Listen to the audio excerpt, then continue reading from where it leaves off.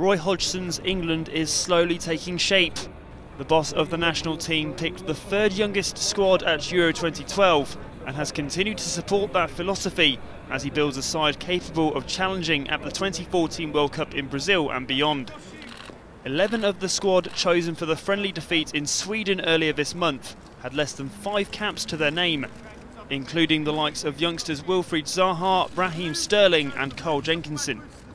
You know, when you bring young players in, most people are sceptical, and you tend to look at the players that they might be replacing at that particular moment in time and think, well, he hasn't got the experience of that other player, he hasn't got the ability of that other player, and yet they've actually shown us, or shown everybody, that that isn't necessarily the case, because quite a few of the youngsters who come into the team, I think, have really played well and really taken to international football like a duck to water.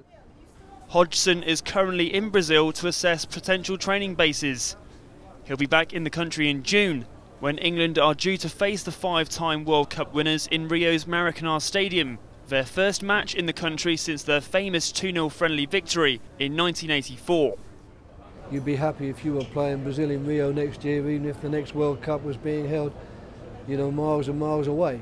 The fact that it's being held here as well and gives you something, a little dress rehearsal if you're going to be taking part, that's an added bonus. But the game itself is enough, I think, to stand up on its own right and for us to say what a good game to have. And in fact, we play them at Wembley in February as well, so we've got a double header against Brazil before 2014.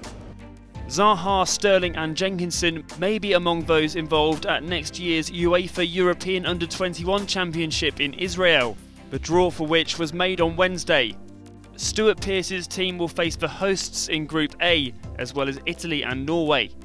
They'll be hoping to go one better than second place in 2009, when a squad consisting of the likes of Joe Hart, Theo Walcott and James Milner were beaten by Germany in the final in Sweden.